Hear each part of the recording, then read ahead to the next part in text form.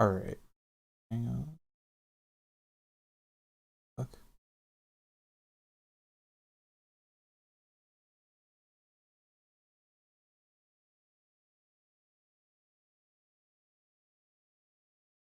I just gotta test the audio.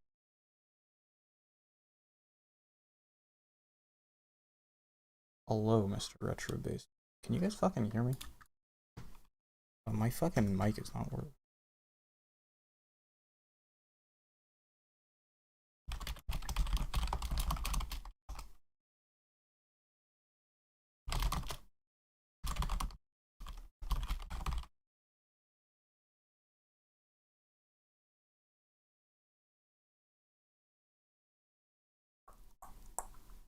Why is this not working?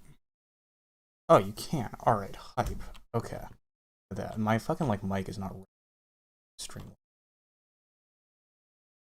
Alright, here we go. It's a tier list. Look at this. I mean, it's very obvious. I don't think I need to explain it.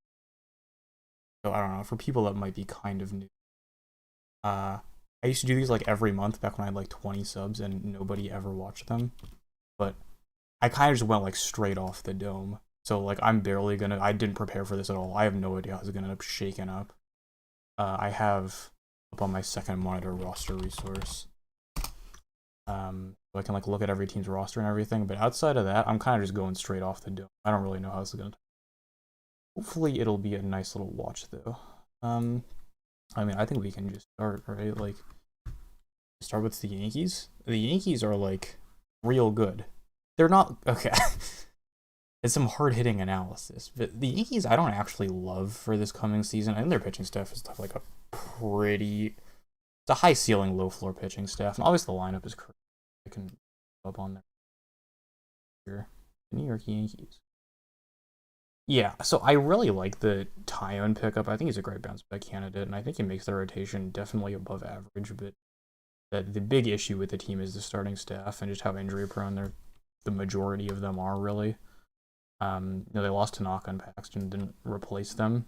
They bring back Tyon and Kluber in free agency and trade, which is solid.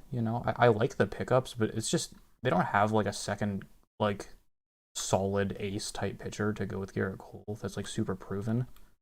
And Kluber is proven, but not since. So I'm not super high on the Yankees. I'll be honest. Like, and their lineup is they're gonna score a ton of runs. It's just combine it with the tough division. The Rays and Blue Jays are gonna be quite good. Yeah, I'm not super high on the Yankees this year. I don't think they're like top tier World Series contenders. I think they're good. They'll definitely, almost definitely not miss the playoffs. I don't think they're like top tier World Series contenders. So we're going A tier for the Yankees. All right, let's go Toronto. I'm gonna go Toronto and B tier for now. Just as a note, I'm gonna like fucking shuffle these around at the end probably. I like bell curving my tier lists, so there'll be a shuffle at the end. It's just kind of what I'm thinking for right now. All right, Toronto. I like Toronto. I like their offseason moves, obviously. Bringing in Springer is huge. I really like that lineup overall. I mean, they have all the young upside, with Biggio and Vlad Jr. and Bo Bichette. It's a very high upside lineup. It's only going to be better from last. I don't think they were great last season, but they were definitely solid. Like Teoscar Hernandez, Lourdes Gurriel Jr. were both quite good last year, I believe. The lineup should be great. I like the Marcus Semien pickup too. I almost forgot about that. The lineup should be great. They should score a bunch of runs, kind of similar to the Yankees, but also kind of similar to the Yankees. The pitching staff has holes. Their pitching staff is definitely worse than the Yankees, which is kind of the difference maker between them. Hyun-Jin Ryu is going to be very solid at the top. But I don't know. Beyond that, like their projected staff is Hyun-Jin Ryu, Robbie Ray, Tanner Roark, Steven Matz, and Ross Stripling. Like it's so uninspiring. Like it's not the pitching staff of a team that can make a deep playoff run in my. It's the pitching staff of a team that can be good enough to like make the playoffs because their offense is going to be solid. But I do not like their staff overall. I think Robbie Ray is like decent bounce back like potential. He always strikes out a bunch of guys. It's just he's like one of the wildest starting pitchers in the game. He's kind of like the polar opposite of Hyun-Jin Ryu. Ross Stripling's a decent bounce back candidate. He could be decent. he has had a good career outside of last season, so he could be solid. And then Rourke and Matz are kind of just like they'll give you bulk innings. Yeah, so offense is going to be the name of the game for Toronto, but I don't really see them. I definitely could see them hitting like a wild card spot. I do not see them making a deep run if they do make the playoffs, though. All right. Let's go with the Red Sox now. And I don't know, it's kind of a theme in this division, right? Is just the Red Sox are going to have a good offense. You know, they have all the offensive pieces to be successful. It's just the pitching staff is going to suck. Like, actually very similar to the Blue Jays. They just do not have a good starting pitching staff. Yeah, let's go Red Sox, and I'm kind of between C and D. I think I'm going to go towards like the back end of C tier for Boston. The lineup is going to be good, but probably not nearly as good as either the Yankees or the Blue Jays. Alex Verdugo broke out last year, and they have Bogarts and Devers, who should be very good. Devers was kind of bad last year, I think. He should be on surprise defeat. JD Martinez is getting older, but I don't know. It's just the lineup is great at the top, but you know, going to the back end, you have like Hunter Renfroe and Marwin Gonzalez, who like have had successful seasons but have not been that great recently. Bobby Dahlbeck, who's like a pretty high prospect, but hasn't really shown anything, I don't think. And Christian Vasquez, who's good, definitely good defensively. He's like fine with the bat, but not like exciting. Yeah, it's not a. The lineup at the top is a very top heavy lineup. I like the top of their order, but I do not like most of the rest of their team, I'll be honest. The starting staff's projected to be Eduardo Rodriguez, Garrett Richards, Nathan Eovaldi, Martin Perez, and Nick Pivetta. Erod should be good. He was injured last season, I believe, but he's had like a very solid career overall. Garrett Richards is a good bounce back candidate. But yeah, just Eovaldi and Perez and Pivetta are just not. They do not excite me at all, and their bullpen's not great. I don't think. Yeah, they have Matt Barnes as their closer. In fact, I did not know they traded for Adam Ottavino, to be honest. Yeah, their bullpen's not great either. The pitching is just going to totally let this team down. I would be very surprised if the Red Sox made the playoffs. I could see them being like a round 500 team. They could, that offense could go off. Like I could see them being, high 70s to low 80s win team, but I do not think they're making the playoffs. And if they do, they don't have the pitching to do anything. All right, those are my thoughts on the Red Sox. Let's go to Tampa Bay. Let's see here. Yes, I agree with C- tier. All right, so with Tampa Bay, it's definitely a case of the lineup is almost exactly the same as last year, I'm pretty sure, but the pitching staff is like a completely different almost. They lose Charlie Morton and Blake Snell, obviously, who are probably their two best pitchers overall. They replaced them with Chris Archer, Rich Hill, and Michael Wacha. Just like three veteran bounce back candidate type pitchers.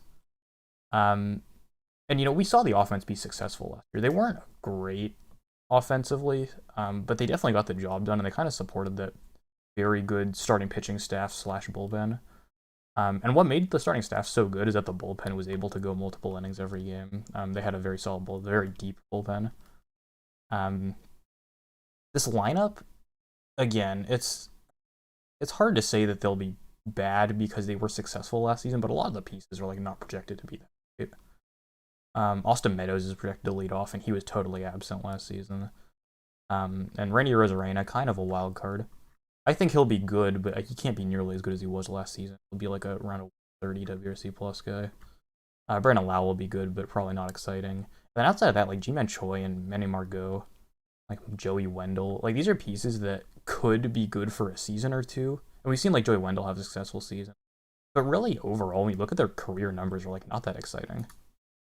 I don't know. It's tough to put the Rays after going to the World Series anything below A tier, but I really do think they're like a tier below the Yankees. I think they are better than the Blue Jays for sure, though. I don't know. So I'm kind of between low A tier and high B tier. I'm going to go high B tier for now. But that is certainly subject to change. Thank you, man. I appreciate it. Thank you, DC Saint. I don't know how to say your name. I appreciate their liking the content, though, man.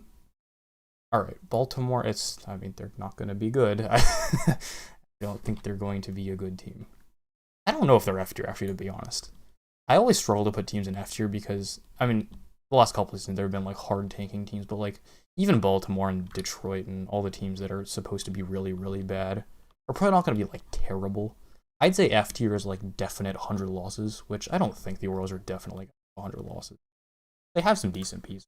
Like they're not totally abysmal. But like we're kind of splitting hairs between D tier and F tier. Like they're not going to be good. I mean Trey Mancini's coming back. That's exciting. Ryan Mountcastle and Anthony Santander have been good. Who else is in this line? I need to look at it. Michael Franco they picked up in free agency. Freddie Galvis as well. They also have Iglesias, I think, in free agency. Yeah, so the lineup is not going to be great. They have a few decent pieces in them, but it's not deep at all. Yeah, so it's well below average lineup, and their rotation's going to suck, I think. Yeah, John Means is going to be decent, but outside of that, they've Matt Harvey, I guess, and Felix Hernandez, I think. But it's not an inspiring team in any way. I'm just going to put them in F tier. I'm sorry, Orioles. I don't think they're like super terrible. I don't think they're going to be the worst team in the league or really even close to it, but I do not think they're going to be good. I think you can probably peg the Orioles for like 90, 95 to 100 losses pretty easily. All right. Let's see. Moving on to the Central, the AL now. Talk about the Royals, who kind of similar to the Orioles. They've been tanking for a little while. They don't have like a ton of exciting pieces, but they actually did make moves to make their team better in the offseason, which you can't really say about the Orioles. They traded for Andrew Benintendi, who that's kind of like a wild card move. I have no idea if that's going to work out for them. And then they got Carlos Santana in free agency. They also signed Mike Minor in free agency, I think. And that should help their pitching staff. Yeah, so the Royals are definitely a tier. They're definitely better than the Orioles. I'm not sure if they're a tier above the Orioles, though. They're not going to be competitive. I'll put them in D tier. The Royals are not going to compete, but they should be like not criminal to watch. You know, they could win like 70 games. I wouldn't be that surprised by it. I like that they have like an organizational identity with like a bunch of speed guys with like Whit Merrifield and Adalberto Mondesi and like Nicky Lopez. I will say their projected lineup on Roster Resource has Adalberto Mondesi hitting third, which that's not a good sign for your lineup. That can't be good. But yeah, I mean they have some pieces like Carlos Santana and Sal Perez and Jorge Soler will be good in the middle of that order. They have speed at the top with Merrifield and Mondesi. Like Benintendi's a decent bounce back candidate, even though his Statcast numbers are like kind of awful, I think. Yeah, I do not think the Royals are gonna compete at all this year. But yeah, they won't be bad. They will be bad, but not terrible. So I'll put them in D tier. Okay. Cleveland. This is an interesting one. This is probably the first like really interesting one we've had so far. Is the Indians? Not the Indians. Didn't say that. The pitching staff, they don't even have 5 pitchers listed in rotation right now, which is kind of strange. But the pitching staff with Bieber, Plesac, and Savali at the top should be pretty solid. Plesac and Savali are both like not huge strikeout guys, but they should get the job done. They don't walk too many people. Then Bieber is like, I think he's the real deal. I think last year was like not a fluke, and he'll be like a perennial Cy Young candidate for the next few years. I'm a big buyer on Shane Bieber. He like for his strikeout numbers, he walks almost nobody. It's very impressive. So the rotation should be good, even though they lost Carlos Carrasco and Corey Kluber. It should still be an effective rotation. Tristan McKenzie's expected to make his debut this year, and he's been a pretty high prospect for a while. I don't know if he's gonna be. He hasn't been like he was at one point like a top 10, top 20 prospect. I don't think he is anymore, but he should still contribute this year. It's the lineup though. It's the issue, right? They added Eddie Rosario, who should definitely. That's like a power bat in the outfield, which they have not had on their team in like several seasons. I feel like. But he really isn't that great. Like he'll hit a bunch of doubles and homers, but he never walks and he strikes out a bunch. I'm pretty sure. I don't think Eddie Rosario is like that great of a player overall. They lost Lindor obviously, and they replaced him with Andres Gimenez, who is good. He'll probably be good as soon as this season with like plus defense, and he'll hit for a decent average. But yeah, I don't think the lineup is gonna be able to support how good the rotation is. Jose Ramirez will probably be in MVP contention again, but when you have guys like Josh Naylor, who really hasn't proved himself at all at the majors, like Jake Bauers is expected to start a lot of games, and he hasn't really proved himself at all in the majors. At least since getting traded to Cleveland. Yeah. It's tough to put I don't know. I can't put them in C tier, I feel like. I can.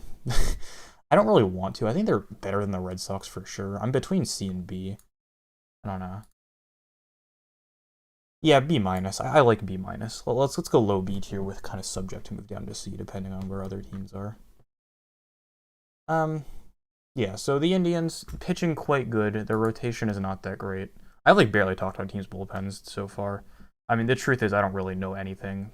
I'm not good enough at evaluating bullpens to say like this bullpen's going to be really good because like nobody really. Like, let's be honest.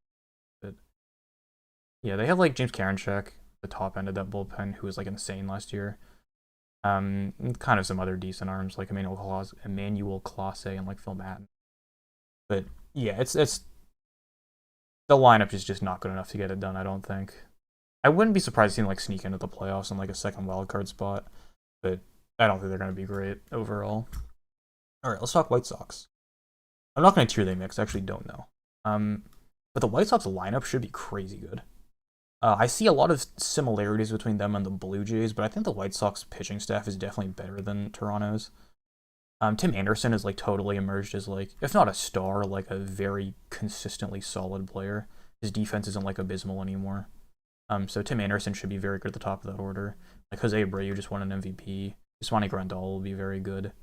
Luis Robert, I don't know where they're gonna hit him, but he'll play that very solid defense in center field, and he's definitely kind of a generational defensive and like athletic. I think they're definitely better than the Indians. I think I would project them to be better than the Indians. Saying they're definitely better is genuine. I would project them to be better than the Indians for sure. The starting pitching staff is good. Like, they've had issues with it in the past. But they add Lance Lynn in the offseason. I think that's like the big difference making move to make them to like a very good contender this season. He's like Lance Lynn has been a guy that's like always underperformed with projections, but he's just like been a solid pitcher for the past several seasons. So I like that move to add Lance Lynn a lot. And they supplement Lucas Giolito and Dallas Keuchel with them, who are both. Giolito is like a bona fide ace, and Keuchel is decent as well in like the second or third spot in a rotation. Yeah, and they add Liam Hendricks to the bullpen too as like a bona fide starter, or sorry, bona fide closer that they haven't really had in a while. I feel like I think Colomé was closing for them last season, who's like fine but not great. And then Aaron Bummer's like an all-star level reliever as well. Their bullpen should be very good. And they have like prospect pitchers coming out to fill in the bullpen, like Michael Kopech and Garrett Crochet as well.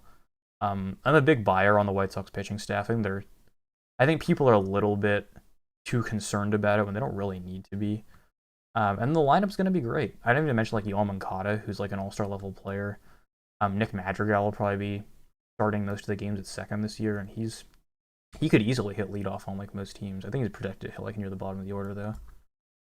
Yeah, I'm a big buyer on this team. I think the White Sox are very good. I would project them probably be A tier. It's hard to put them above the Rays.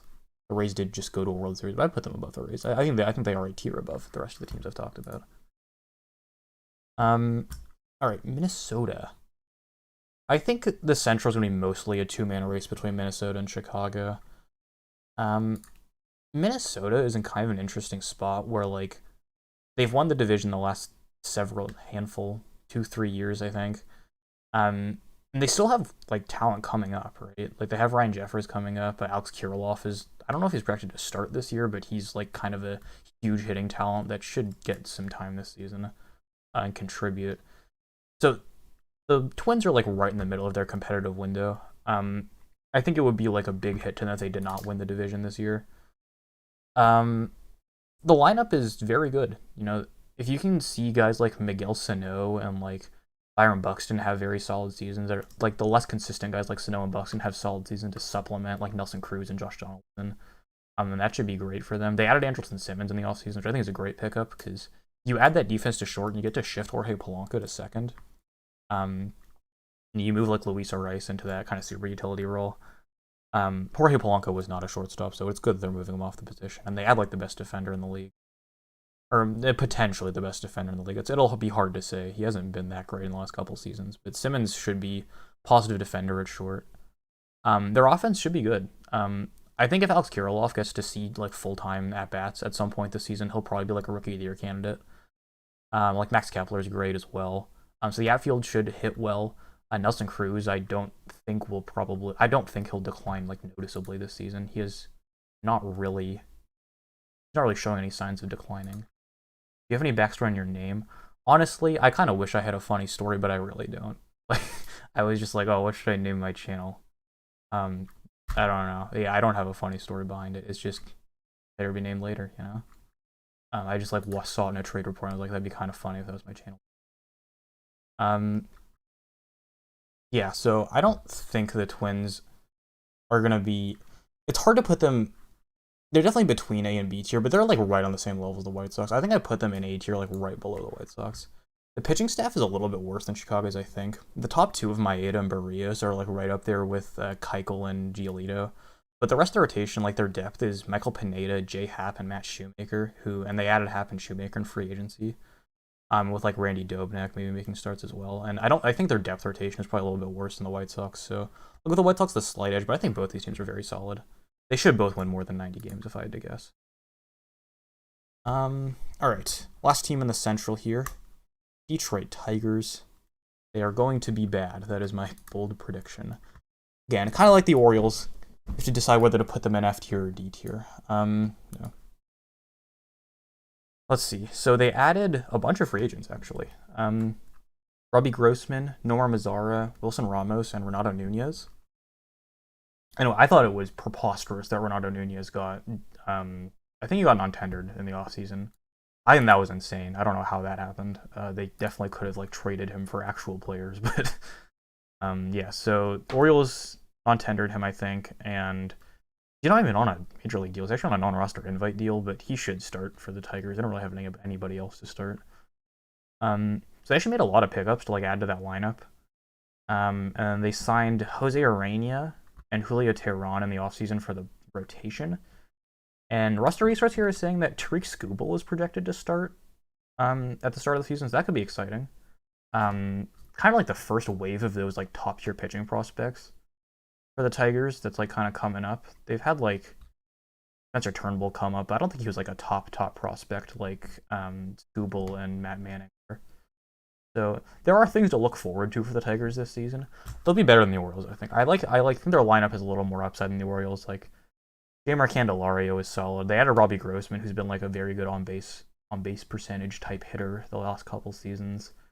Yeah, I think they'll be a little bit better than the Orioles, but I don't think they'll be like as good as the Orioles. So I'll put them in F tier above the Orioles for now. Let's see. All right, let's go to the AL West.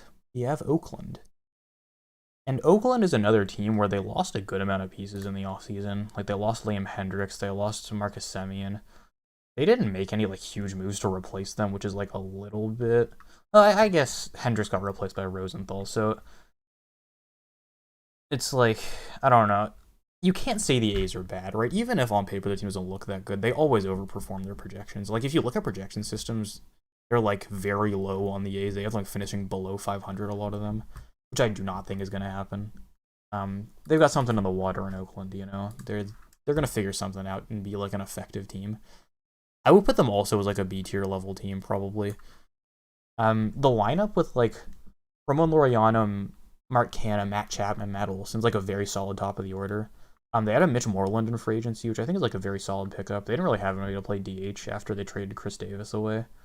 The trade for Elvis Andrus was a little bit strange, but I think it's mostly to get Chris Davis's contract off the books. I don't think he'll be great for them, but he'll be like serviceable at short.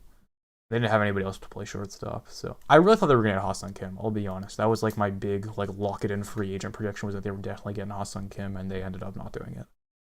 So they have Elvis Andrus playing short, and Sean Murphy at catcher should be very solid.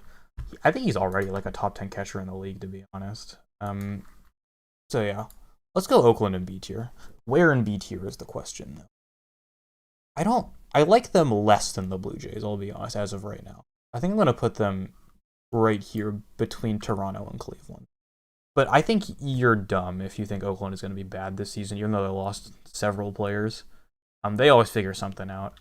And that rotation's like not super solid. They have like Chris Bassett at the top, who was like quite good last season, but it's not projected to be great going forward. But like Jesus Luzardo and AJ Puck are like finally, that was like the hyped rotation pair, right? The two aces they were gonna have. I think Puck's been like injured a lot, and Luzardo hasn't gotten a ton of time. But yeah, they're finally getting full-time starts this year, I think, and like Sean Manaea and Frankie Montas are back. So the rotation should be good, not great. And then the bullpen's like always been a strength of the A's. They have Trevor Rosenthal at the top. They signed him for agency, and I think Rosenthal is like a top tier closer. I think his strikeout stuff is ridiculous. It's off the chart. So I am a big fan of the A's bullpen. And I think their pitching staff is good enough to like not carry their offense. The offense isn't going to be bad, but I think it will be good enough to kind of support a playoff level team. I would not be surprised if the A's made the playoffs. All right, Houston. Houston's a weird one. I don't know what to expect from Houston.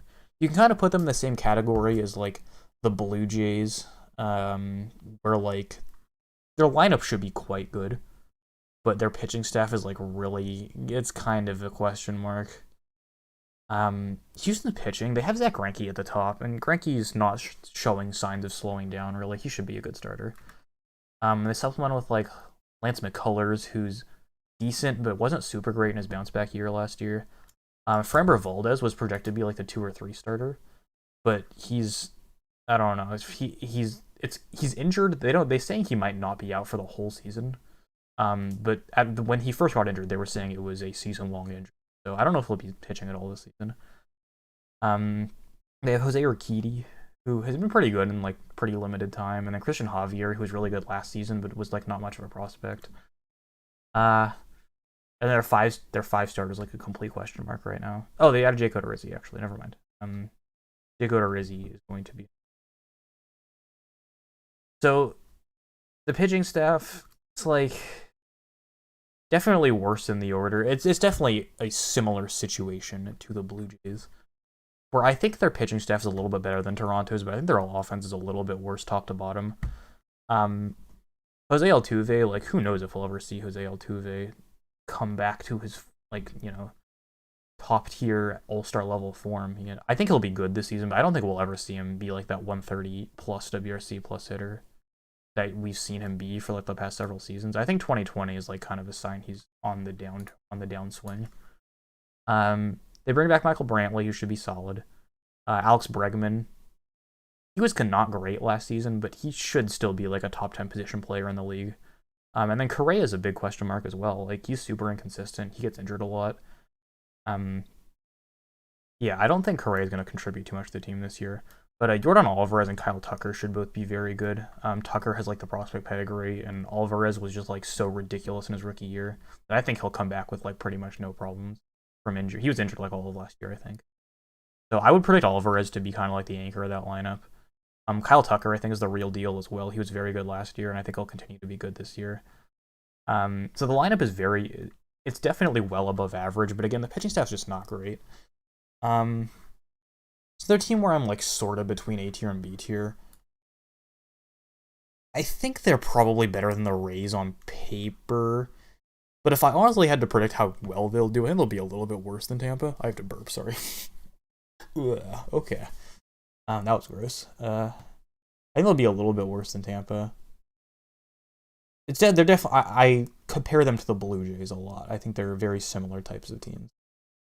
Let's go a little bit above the Blue Jays, a little below the Rays and B tier. I think we're gonna end up moving some teams from B tier into C tier just to make like a nice little curve. All right, let's talk Seattle. Seattle's kind of slept on right now. I'll be honest. I do not think Seattle's gonna make the playoffs, but I think they have some. They shouldn't be super bad, I don't think. The rotation, they bring back James Paxton.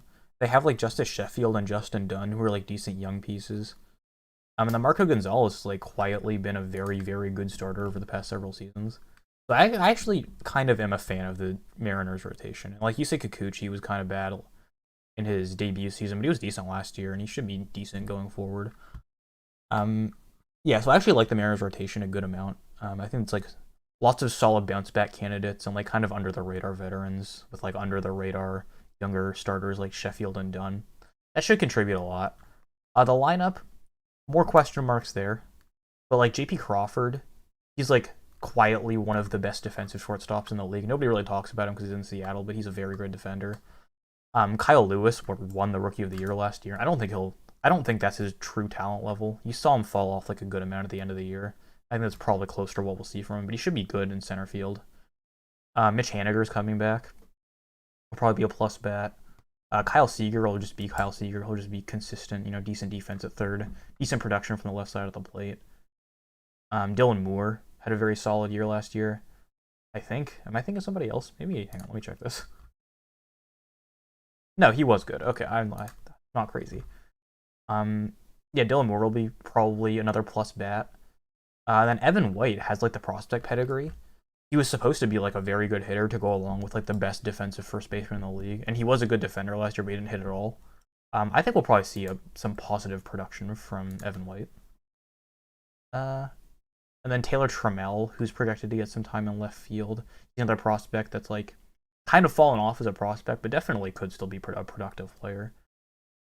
Yeah, so I like both the rotation and the starting lineup to be better than people are expecting for Seattle. I think their bullpen is probably gonna suck. Most of the names are like not super inspiring. Their projected closer is Rafael Montero. That's like I would not want him as my closer. I could not tell you anything about him, to be honest. Yeah, so their bullpen's probably gonna be terrible. But I think their rotation has the potential to be above average, and I think their lineup has the potential to be about average. So I wouldn't be surprised to see the Mariners win like 75 games or so. I think they're definitely better than the Royals. I think they'll put them on the bottom of the C tier, to be honest. I don't think the Mariners are bad at all. Yeah, they do have Kelenic. I don't think he's projected to play at all this season. But yeah, so like Rodriguez and Kelenic, I don't think they'll play at all this season. But if they do, that could be like pretty. Let's see. Texas. Texas is going to be quite bad.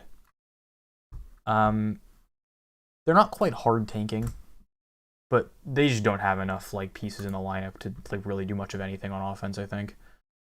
Like Rougned Odor is their projected cleanup hitter, which I don't think that's right. That's what Roster Resources is saying. I don't think that's correct. But yeah, that's not a good sign when Rougned Odor is your projected cleanup hitter. They added Chris Davis in that trade for Elvis Andrus, so he'll probably be DHing a lot. They have Nate Lowe, who they picked up in a trade with Tampa. I think he'll be good. He was like a relatively hyped prospect, I think. So he'll probably contribute. Joey Gallo will hit you a bunch of home runs. He was not great last season, but before he got injured in 2019, he was like really, really solid at the plate. So Gallo will probably be solid. Isaiah Kiner-Falefa, moving him to short this season. I'm not sure he'll be great at shortstop, but he was like a very good defensive third baseman last year. And he's like produced a good amount with the bat as well. So he should be solid at the top of that order. They added David Dahl in free agency, who definitely like a bounce back candidate, trade bait type player. I think he could be decent. I don't think he'll be great though. So there's some pieces in the lineup, but overall, if I had to guess, I would say the Rangers probably have one of the worst offenses in baseball. And then the starting staff is like, they have Kyle Gibson, who was decent last year, but probably won't be too good going forward. Was he decent last year? Let me check, actually. No, he had a 5 ERA last year. It was pretty bad. Okay, never mind. Yeah, Kyle Gibson has some pedigree. They got Kohei Arihara from Japan, who should be solid, maybe. Who knows, honestly, with these Japanese pitchers. Sometimes they come over and they're, like, insanely good. Sometimes they come over and they're like Yusei Kikuchi, where they just, like, suck for a while until they figure it out. So, who knows how it'll be. And then, like, Jordan Lyles and Mike Fultonevich and Dane Dunning ran out the rotation. That's true, they did get Dane Dunning back on the Lance Lynn, who I like him a lot, actually. I think Dane Dunning, he was pretty decent last year. I think he's a pretty sustainable pitcher going forward. So that was a good pickup for them, actually. But I do not think the Rangers are going to be good. I do not have many qualms of putting them in F tier. Better or worse than the Orioles, though? Put them a little bit above the Orioles. I think below the Tigers, though. Okay. Last AL team, it's the Angels. And, it's like another offseason where they really didn't add an impact starter. The impact starter they added was Shohei Ohtani. Like, hopefully being healthy enough to pitch this season, which is exciting. Like, that's cool. They added Jose Quintana as well, who was not great in the last couple of years, but he should eat some innings at the back end of that rotation. If everything goes right, it is actually a pretty good rotation, right? Dylan Bundy was good last season. If you can repeat that success, and then you have like Griffin Canning, who's like a decent prospect. He was pretty solid in his debut year in 2019. In 2020, he was also pretty good actually. So yeah, Griffin Canning will probably be a good piece in that staff as well. Pitching, I don't think it's as dismal as like people say it is. Like, oh, the Angels pitching is so bad they'll never do anything. I don't think that's really the case. I think they could make some noise. Definitely not the worst staff in baseball. It's just they don't really have. I mean, I really thought Trevor Bauer was going to go to the Angels. They don't really have that one impact arm unless Shohei Ohtani just like goes crazy, which I guess isn't out of the question, but I wouldn't expect. And the lineup is going to be very, very good, at least at the top of the order. I mean, any lineup that has Mike Trout and Anthony Rendon is going to score a lot of runs. But they also added Jose Iglesias in the offseason, who his defense isn't great anymore, and there's no chance he hits as well as he did last season over the course of a full season. But he should be a good piece, you know. He could be an above-average hitter at shortstop. Then Justin Upton, probably not going to be very good either. He hasn't been good in a couple seasons, and I don't think his like batted ball numbers are terrible. He'll be like a round average hitter, which I guess is fine in the outfield. Dexter Fowler was traded to them. I don't hate that trade. I think Dexter Fowler is like a decent bounce back candidate. I guess I thought his defense was pretty good in corner outfield spots, but I guess it isn't. So yeah, maybe he won't be that great actually. Maybe I lied. Dexter Fowler might not be that good. And you have David Fletcher, who should be the table setter in that order. He'll get on base and hit for a good average, so it's like a decent leadoff guy to hit in front of like Ohtani, Trout, and Rendon. Yeah, the Angels lineup will score a bunch of runs. The pitching staff, I really don't think it's that bad actually on paper. It's not the staff of a like contender but it's definitely not terrible. And they added Raisel Iglesias in the bullpen as well as like Alex Claudio, I think. They traded for Aaron Slegers as well, who was pretty good for the Rays last year. The bullpen should be okay with like Iglesias and like Ty Buttrey as their back end guys, and they have like a good amount of depth guys to middle relieve. So the pitching staff is not as bad as people say it is, but I'm kind of hesitant to say that they'll be insanely good. They're probably a C tier team. I'll put them ahead of the Red Sox probably, but I think they're a C tier, definitely a tier below these teams. All right, let's go to the National League. I'll just wait until the end to reorder it, because this is like a very ugly curve in my tier list, but I'll wait until the end when I do all 30 teams to reorder all of it. Okay. Philadelphia. Another kind of interesting team. It's another team where the lineup has all the pieces to be like really good. Like they really can hit from top to bottom. It's just the pitching staff is like really uninspiring. It's another team. They're pretty similar to the Angels, I would say, actually. They're getting Andrew McCutchen back, I believe, at the start of the season, so he'll be a good leadoff hitter. Hoskins and Harper should hit a bunch of home runs and get on base a ton.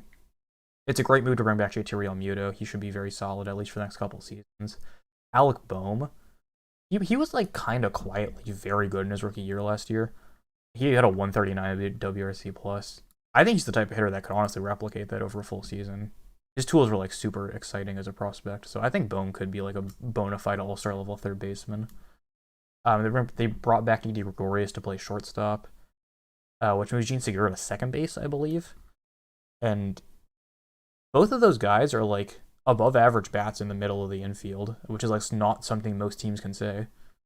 So I think their offense will be very good, actually. It's just the pitching staff is it's bad. Like I've been like kind of conservative about saying like, yeah, this team is bad, but this pitching staff is not good. Nola and Wheeler at the top are great. That's like a great one too. That has like the makings of a contenders rotation. But their next three projected starters are Zach Eflin, Matt Moore, and Chase Anderson, who are like, Eflin was decent last season, I think. Yeah, he was solid last season. So Eflin maybe could be solid, but the other two guys are just like not good. My favorite team is the Dodgers. Yeah, no problem. But yeah, this pitching staff is just bad. The starting staff, at least. They made a lot of moves to address their bullpen, which I think is definitely it's like the only reason they didn't make the playoffs last season. Their bullpen had like -2 or 3 WAR, and they missed the playoffs by like 1 or 2 games. So they addressed that. They added Archie Bradley and Jose Alvarado, who are both like very solid pieces, especially Alvarado. I was surprised the Rays traded away Alvarado to be. I really saw him as like the closer of the future for them. But yeah, so they traded away Jose Alvarado. They traded for Jose Alvarado, and they got Archie Bradley in free agency. It's not a great bullpen still, but it is at least serviceable. At least they're back end guys. So that's definitely good pickups from them. Phillies feel like it's just that pitching staff is so ugly. Yeah, I'm gonna put them in like the same level, maybe a little bit above the Angels. I'll put them in C tier as well. All right, Miami Marlins. And the Marlins, it's hard to not be like a little bit optimistic. They're a team that made the playoffs last season and really didn't lose a bunch of pieces. But like, I don't know. You look at this order and it's like you have guys like Corey Dickerson, Jesus Aguilar, and Adam Duvall, all like kind of past their prime veterans that could like put up another good season, but I wouldn't really count on it. Their best hitter is probably Brian Anderson. Starling Marte could be solid as well. Miguel Rojas will be good at the bottom of that order. Yeah, I am a Dodgers fan. EBWA Wiffle Ball. You have like a Wiffle Ball league? I watch all the fucking MLW Wiffle Ball videos. It's like really entertaining. Shout out to Wiffle Ball. Yeah. I don't. It's hard to say the Marlins are going to be bad because again they made the playoffs last season. I really don't see them doing a whole lot. The pitching staff with like Alcantara and Lopez, I think they've both proven that they can be at least major league, middling starters, which is definitely has value. And Sixto Sanchez, I think has ace type stuff. I don't. How old is he? He's 22. Yeah, he was very good in limited time last year, and it's hard to say that he's going to be an ace for sure, but he has the stuff to definitely do it. Yeah, I like Sixto Sanchez a lot. I don't know if he'll be good this season, but he could be good very soon. I think the Marlins are actually definitely a tier above these F tier teams, but they're in a similar situation as the Royals. I'll put them a little bit ahead of the Royals, but I think they're definitely a tier below these guys. We'll go D tier for the Marlins. If I were a betting man, I would bet on the Marlins to finish last in the division. It's tough because it's a stacked division, but yeah, I do not think they're going to be above 500 or really even near 500. Okay, Washington. Sneak preview for all you guys in the stream. My next video that should hopefully be done by tomorrow is about Washington. It's like a season preview for the Nationals. I think they're like a super interesting team, which is why I want to do a season preview for them. They're definitely the type of team that could win 90 games or lose 90 games, and I would not be surprised either way. A lot of it is going to be based on how well Steven Strasburg bounces back from injury, and if Max Scherzer can have like another really solid year. People are saying he's like declining. He was not that bad last year. Pretty much the only thing that changed for him was like his walk rate went up pretty noticeably. But like Max Scherzer is still an ace. Like Steven Strasburg still has the stuff to be an ace. So does Patrick Corbin too, to be honest. Even though Corbin was pretty bad last season. So the rotation should be good. At least the top three. They added John Lester as well, another like veteran lefty for that rotation deal with Corbin. The rotation should be good. The lineup is where the big question marks are, right? Soto and Turner in the middle of that order are going to be great. They're both near MVP candidate type players, I would say. I would if betting man, I would say Juan Soto is probably like the odds-on favorite to win the NL MVP. But the rest of the order is just like not that good.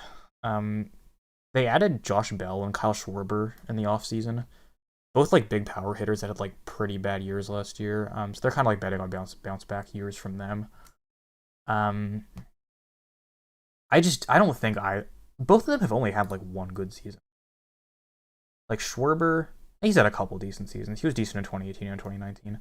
But Bell was only good in 2019. He hasn't had like other great seasons. Like you look at he's only had one season above 1 WAR. It was 2019. Because his defense is just like so bad at first. He is just like an abysmal defense.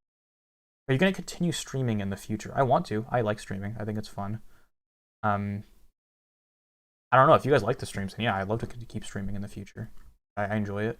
I play a lot of video games, and I was like, maybe I should just like stream all the games I play. Like it'd be kind of fun. I don't know if you guys enjoy the streams, and yeah, I'll definitely continue to stream in the future. All right.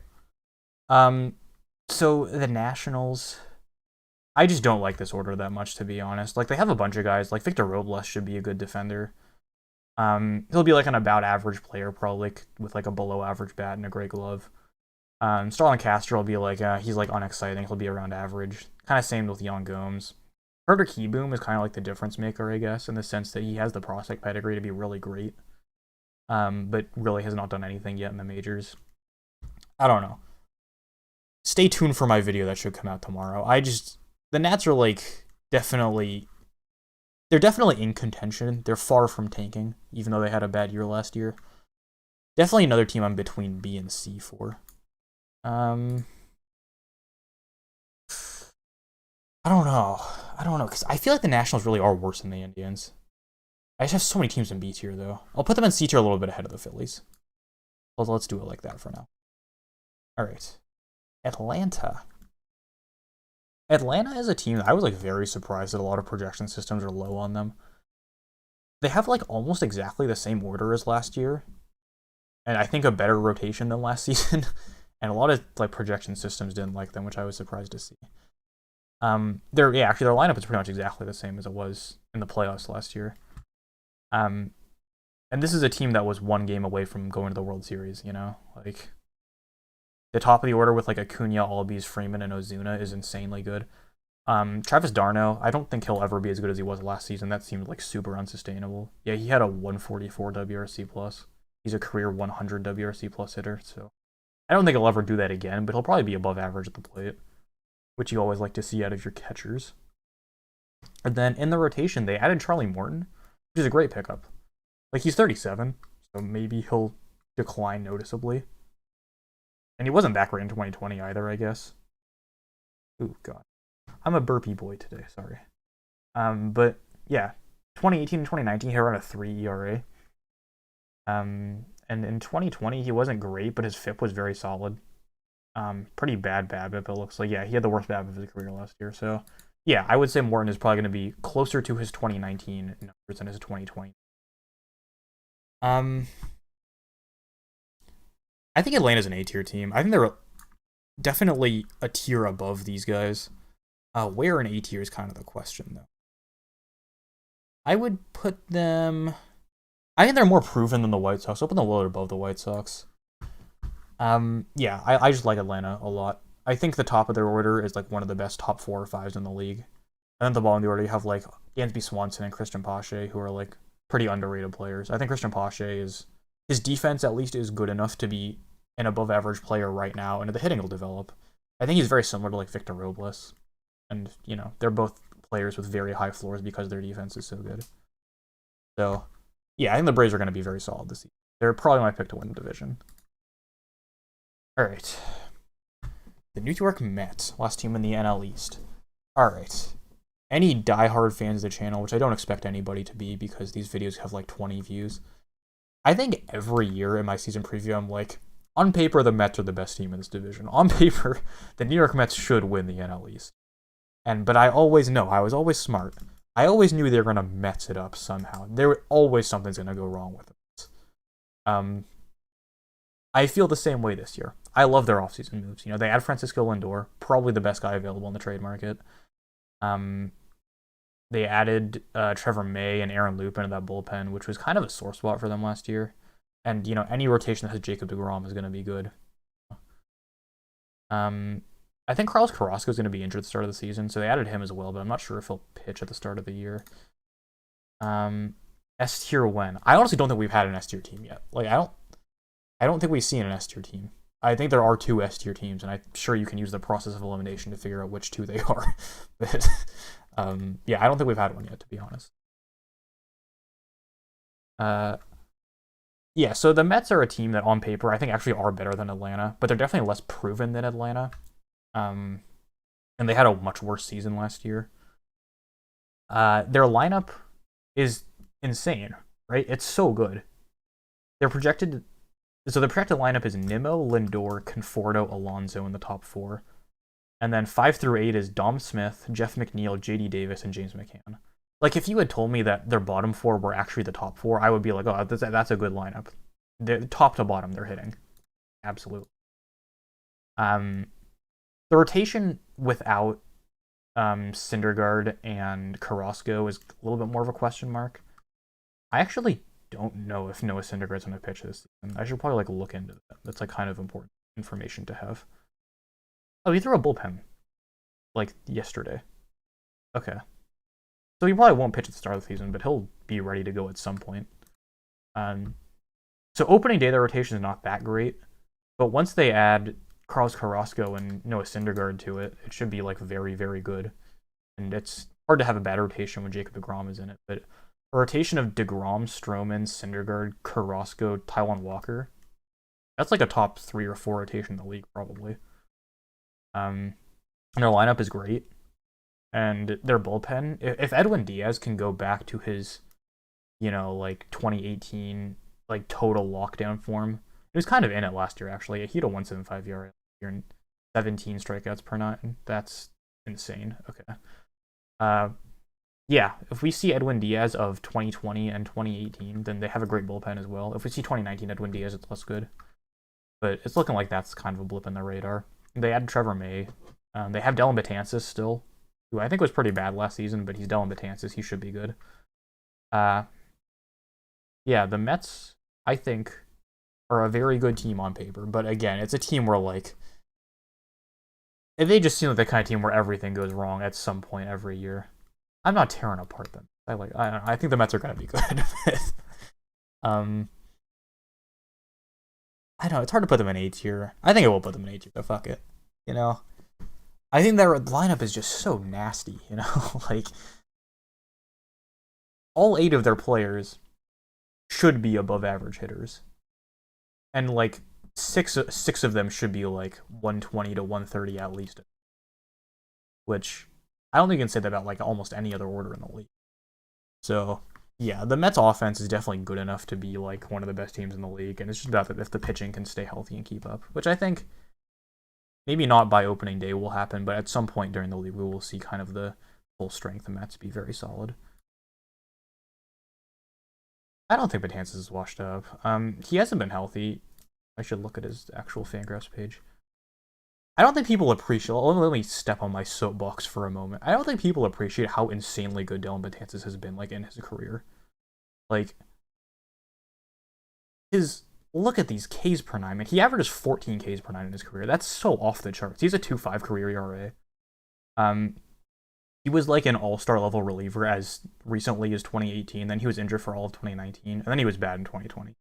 But if he can come back from that injury, I don't know. Dellin Betances is like, for 5 years, Dellin Betances was probably the best non-closing reliever in baseball, and probably like a top 5 reliever in baseball overall. Like, Dellin Betances has had a very solid career. So I wouldn't sleep on Dellin Betances too. And it's not like they need him to be great. They have, like, they have Edwin Diaz and they have Trevor May and Seth Lugo. They don't need him to be deep. All right. Okay, so we're on to the NL Central, and the Central is definitely a division I'm like the least certain about. All right, so we're starting with the Cardinals.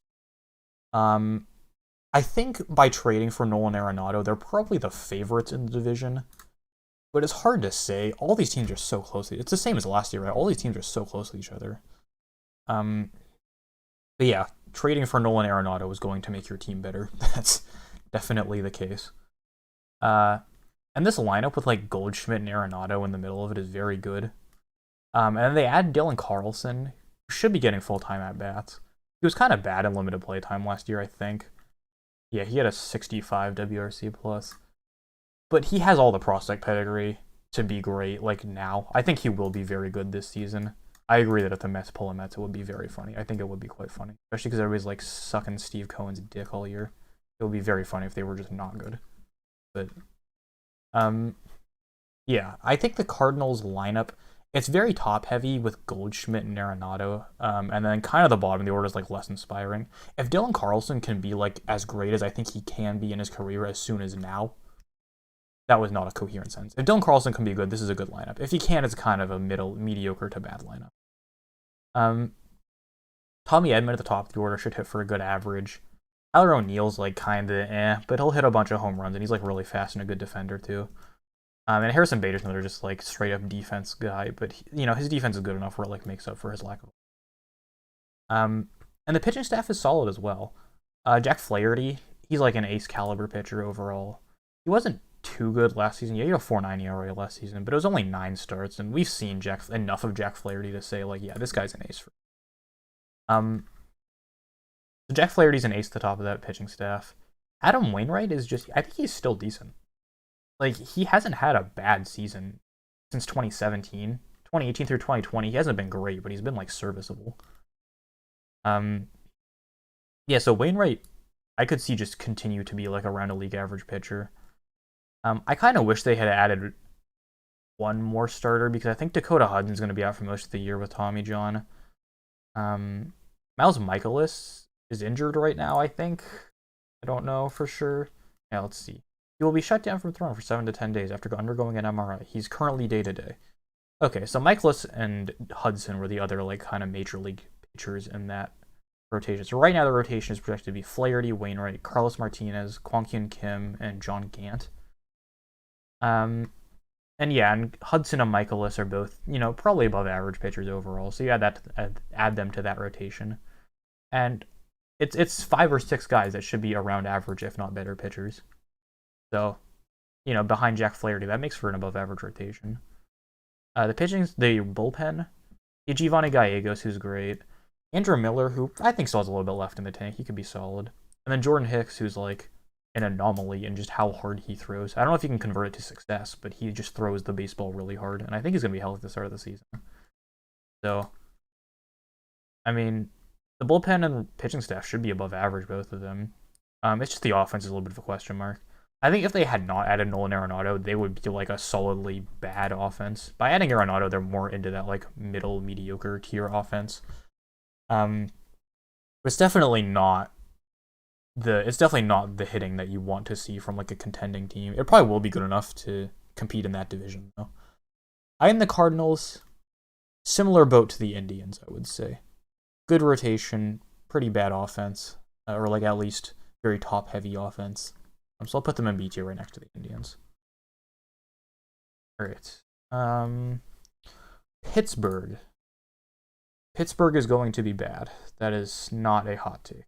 At least they have like Hugh Brian Hayes, who was like good in limited play time, like totally shot up all the prospect lists. He's top 10 right now probably. That'll be exciting to watch him. He could easily win Rookie of the Year, actually. He almost won it last year, and he's still eligible, so he could easily win it this year. But kind of that's the only bright spot. Like Brian Reynolds was really good in 2019, but he sucked last year. Colin Moran was okay, I guess. Gregory Polanco was like pretty. I think the ship has sailed on Gregory Polanco. Yeah, the Pirates are going to be an F tier. I think they're pretty easily the worst team in the league, to be honest. Even like the Orioles and Rangers have like bright spots, and the Pirates really don't in any like noticeable way. Yeah, I would say that the Pirates are the worst team in baseball. All right, Chicago's another interesting team. Trading away Yu Darvish, definitely not what you want to see out of your contending teams. But this division is so like tight at the top that they could still like fumble their way into the playoffs, to be honest. Like, honestly, I think if they hadn't traded away Yu Darvish, they'd be like the favorites in this division, which is kind of wild, but that's kind of how I see it right now. So it sucks that they did that. I kind of wish they did not do that. Yeah, the lineup, all of like the core 3 of Rizzo, Bryan, and Baez were like kind of bad last year, I'm pretty sure.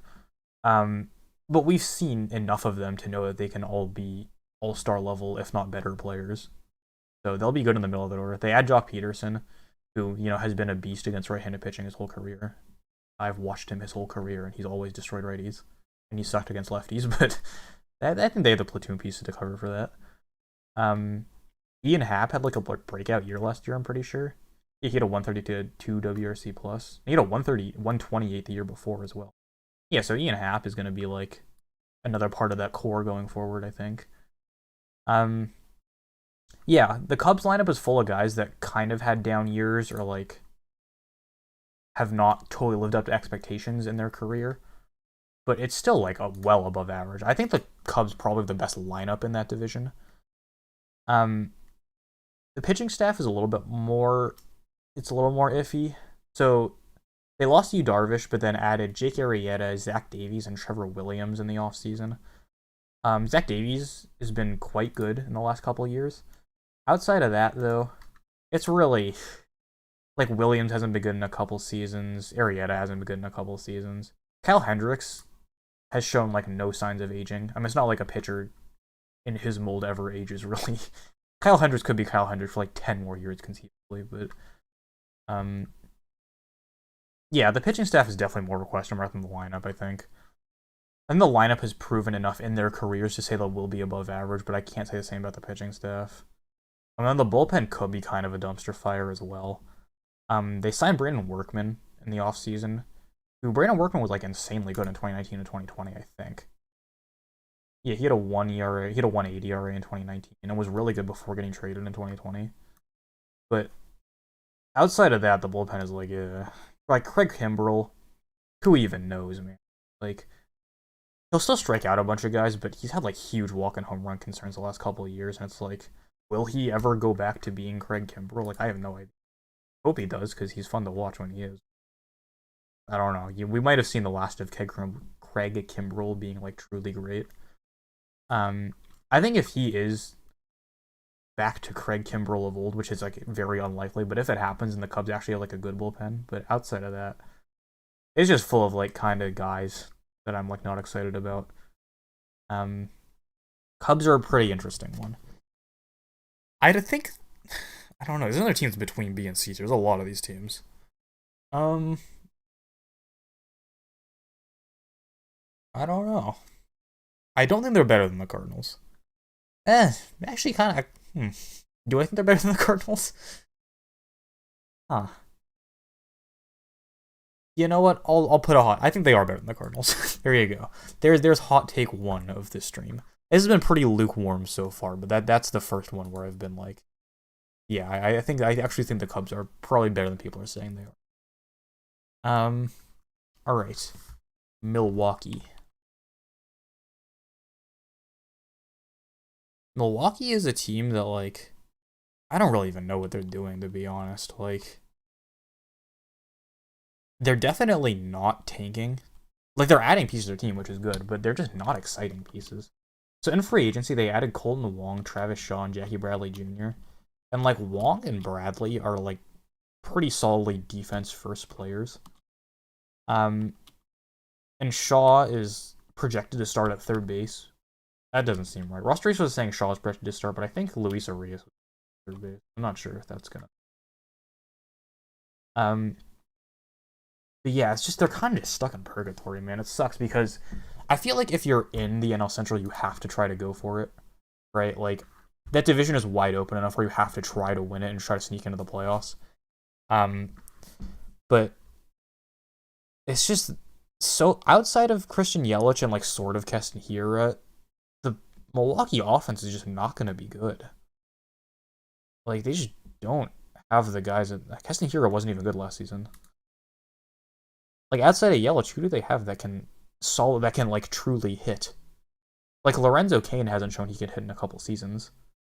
Keston Hiura was bad last season. Travis Shaw hasn't been good in a couple seasons. Jackie Bradley Jr. was an above-average hitter last year, but it wasn't sustainable by the Statcast numbers. He was like a good, not great defender in center. I think getting moved out of center, so because I think Lorenzo Cain's gonna play center, so they signed Jackie Bradley Jr. to play good defense in a corner spot, which doesn't make a whole lot of sense to me. I don't know. I'm not a huge fan of the direction the Brewers are taking it. Yes, I 100% agree that whoever wins the Central is going to do it by sucking the least as opposed to winning. I agree with that statement. Yeah. I think the Brewers are actually like a level below the Cardinals and Cubs. I'll put them in C tier. Yeah, I'll put them below the Nats and Phillies as well. Yeah, I think the Brewers are not going to be great this year. They have Avisail Garcia, actually, who could be a decent hitter, but he hasn't been good in a couple of years either, I don't. Yeah, he was bad last season. Yeah, I'm not a huge fan of the way this Brewers lineup, the way this Brewers roster is constructed. They're definitely a pitching first team, right? Between Corbin Burnes and Brandon Woodruff, they have two guys that could potentially be aces. I think Woodruff's actually cemented himself as he will probably be an ace type pitcher, and Burnes showed it last season that he could be that level. But outside of that, like Adrian Hauser, Brett Anderson, and Josh Lindblom are their projected 3 through 5 starters. And I'm not super excited about any of those guys. Their bullpen, obviously Josh Hader and Devin Williams at the top. But outside of those guys, it's really not great either. Like, I mean, any bullpen that has as dominant of a top two guys as Hader and Williams is going to be good overall. But outside of those two guys, I'd say it's below average. So, I don't know. I'm just not a huge fan of this Brewers roster. I think they're pretty solidly C tier. Hot take: 83 and 79 Cardinals win the World Series. We've seen it happen. That was the 2006, 2005, 2006 Cardinals, I think, was the 83 and 79 team. Yeah. I mean, the Cardinals in the playoffs can do anything. I wouldn't. The Dodgers have lost like a worse record Cardinals in the playoffs like 3 times in the last decade, so that would not surprise me. Okay. Last team in the Central is the Reds. The Reds, another team that's just like what is their direction? You know, like they went all in last season, which I respect. I respect that they did put all the chips on the table last year. And they built this offense that on paper should have been great.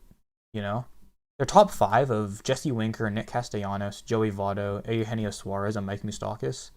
That should have been a great lineup, and they just were not good. Like, a lot of their players were just not that great at the plate last year. Like, Suarez had a 104 WRC plus. Winker was great. He had like a breakout year that people were expecting from him. Nick Castellanos had a 102. Votto had like a similar. Yeah, Votto had a 114, so he was solid actually. But yeah, they were expected to have this like really great offense that they spent a bunch on free agency on, and they just didn't pan out. They had one of the worst offenses in the and this pitching staff, with Trevor Bauer, it was like almost one of the best staffs in the league. But now with Castillo at the top, Luis Castillo is quite good, but I don't think he has like that ace upside that a guy like Bauer does. Over the last couple of seasons, he has been very good actually, but I wouldn't quite call him an ace. And then like Tyler Mahle behind him is fine. Wade Miley is like, eh. Michael Lorenzen's pressured to start, which I actually was not aware of, but I didn't even know he really was a starter. I thought he was kind of a career reliever. I guess he started in 2015. Okay. But yeah, so Michael Lorenzen is expected to be like the 4th starter, and the TJ Antony is expected to be their 5th starter, which I don't know who this person is, I'll be honest. He pitched last season. Okay. So he's basically a rookie. Do I have a personal favorite player? Yes, my favorite player is Chris Taylor. Let's see. So yeah, it's just the starting stuff without Bauer just not that inspiring. Their depth starters of like Lorenzen and TJ Antony, I might be saying it. It's just really not that great. So it's a lineup that on paper is quite solid, I would say, but in practice in 2020 was pretty bad, and I have no real reason to believe that they'll bounce back. Like Suarez will probably be better than he was last year, but like Moustakas, I don't even know, man. Like Moustakas is like, he's had one season with WRC plus over 115, you know? Like he's consistently above average, but he's never like excitingly above average. Like Nick Castellanos, he always hits the ball hard, but he has like launch angle problems, I think. And I don't know. It's tough to say whether this Reds lineup is going to be good. Because again, on paper, last year it was supposed to be great. On paper, this year it could still be good. Especially if like Nick Senzel has like a breakout season. But yeah, I don't know. I'm iffy on the Reds. I think they're in a similar-ish spot to the Brewers. They have a better lineup than the Brewers, but a worse pitching staff. I'll put them like slightly below the Brewers and also in C tier. All right. Let us move now to the NL West. Colorado is going to be bad. This is another team where I think nobody is expecting them to do much of anything. I don't know. I can just put them in F tier, I think. The question is which spot in F tier. Yeah, the lineup is just not good. But they have Trevor Story and Charlie Blackmon who will hit. They have like Ryan McMahon, who really hasn't been good yet, has he? No, he hasn't been good his whole career. I think he's supposed to be good. He probably will be good at some point, but he hasn't been good yet. Like CJ Crone, they signed in free agency. He'll probably start for them. But outside of those guys, like the rest of the lineup just is not major league caliber starters. Is Sonny Gray injured? Actually, I totally forgot about him. That's a good point you bring. I guess he is injured because he's not showing up on the roster resource page. He has back soreness and is day-to-day. Okay, I totally forgot about Sonny Gray, actually. Yeah, Sonny Gray is good, and he will actually make this rotation. Okay, I will move the Reds above the Brewers, actually, because of Sonny Gray's existence that I forgot about. Okay. So Colorado is just not good. They're not... Their offense is going to be so bad. And they're going to be in Coors Field, so they'll score a lot of runs, but they will score less runs than their opponents who are also playing in Coors Field. Starting pitching, actually pretty decent, I would say. German Marquez at the top. German Marquez is an ace. And nobody ever, people have started to bring it up, I would say. But German Marquez is an ace caliber pitcher. And I think people are starting to respect that. Story will be traded by the deadline. I think if the Rockies know what's good for them, they would have traded him this offseason, and he probably will be traded by the deadline. I would agree with that, yeah. The German Marquez is good. Kyle Freeland, he had a bounce back year last year, like kind of quietly. He is like the solid ground ball type pitcher that you want to have in Coors Field. He doesn't strike anybody out, which is like kind of not great in today's MLB. But Freeland could be fine. Same with John Gray, he's another ground ball pitcher. I would guess he'd be better than Freeland this year. And then they got Austin Gomber back in the Arenado trade, who should be like around a league average pitcher. He had a 1.80 ERA last season, actually. Mostly out of the bullpen. But he's young and could be solid. The rotation should actually be around average, if not a little bit better than average, but this offense is just so bad. Like, this offense is not going to win games. I'm going to put the Rockies right here, between the Orioles and the Pirates. All right. Arizona. Arizona's an interesting one. Last season, Arizona was my dark horse pick to make the playoffs, and that was before the playoffs were even expanded. I thought Arizona was like good enough for a second wild card spot last year. They ended up kind of sucking, so I looked really dumb. But I still think this team has the pieces to be like definitely not bad. They have like David Peralta, who's been kind of bad the last couple seasons, but he has like that hitter inside of him that's like capable of being very good. And he's probably old enough where he's not going to ever go back to his like all-star level form, but he could still be solid. Ketel Marte wasn't a star last season, but he was a star in 2019. I think he had like pretty sustainable batted ball numbers, so I would say that Marte he'll go back to like an all-star level form, I would say. And like Eduardo Escobar's another piece. Same with like Walker and Peralta, Christian Walker and like David Peralta. That should be above average hitters, like on paper. They added Asdrubal Cabrera in the offseason. And like Asdrubal Cabrera hasn't been great, I guess, in the last couple of years. He was like around average for Washington. His defense is like kind of washed up. But he could still be a good contributor as well if he's like starting at second base most days. Let's see. Who else do they have on offense? Oh, sorry. Nick Ahmed, kind of like, I guess his defense took a little bit of a step back last year, but he's a defense first shortstop on kind of the same mold as like Andrelton Simmons or somebody like that. So he's a good contributor as well. Dalton Varsho is projected to start in the outfield, even though he's a catcher by trade. Tim LaCoster will probably also see starts. LaCrosse actually productive. I didn't really look into it. He was actually good last season. Yeah, he was quite good last season. He hit 290, 134 WRC. Yeah, we could see LaCostra get some at-bats in right field, probably. Carson Kelly, a catcher, took a big step back last year, but he was really good in 2019. Maybe not really good. He was well above average in 2020. He's a plus defender with the potential for a plus bat. D-backs rotation is solid. I agree for sure. A lot of it is on Madison Bumgarner.